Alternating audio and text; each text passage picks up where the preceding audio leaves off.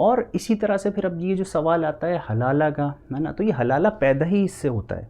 جو نکاح حلالہ کی ضرورت پڑتی ہے وہ اسی 3 طلاق کی وجہ سے ہوتی ہے کہ اگر کسی نے کہہ دیا 3 طلاق، طلاق تک طلاق، اور کئی بار لوگ غصے میں کہتے ہیں، حالانکہ غصے میں طلاق نہیں مانی جائے گی اگر وہ شدید غصے کے اندر دیتا ہے، تو اٹس جسٹ لائک انسینٹی، ہے نا. تو شدید غصے کے اندر نہیں مانی جائے گی، اگر مینسس کے دوران دیتا ہے تب نہیں مانی جائے گی، ہے نا. تو پہلی چیز تو یہ، لیکن اگر وہ دے دیتا ہے کوئی ایسا شخص 3 طلاق، ہے نا، اور اس کو مان لیا جاتا ہے، نافذ کر دیا جاتا ہے کہ بھئی یہ ہو گئی، جس بھی مطلب جو اسکول اس کو مانتے ہیں، ہے نا. تو اب کیا، اب پیدا ہوتا ہے سوال کہ بھئی وہ کہے گا مجھ سے تو غلطی ہو گئی، یہ میں نے کیسے مطلب کر دیا. اب تو وہ اپنی بیوی سے ہاتھ دھو بیٹھا، ہے نا.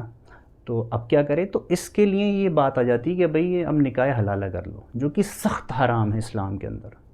حدیث میں تو نبی صلی اللہ علیہ وسلم نے فرمایا کہ لعن اللہ جو کہ ہے آپ کا محلل، جو حلالہ مطلب کرنے والا ہے نا، والمحلل یعنی کہ جس کے لیے کیا جا رہا ہے، یعنی کہ فرسٹ ہسبینڈ جس کے لیے حلالہ دوسرا شخص کر رہا ہے شادی کر کے، یہ ہے نا، کہ شادی کر کے پھر اس سے جمع کر کے وہ طلاق دے دے گا تاکہ وہ پہلے ہسبینڈ پہ مطلب حلال ہو جائے پہلے ہسبینڈ کے لیے.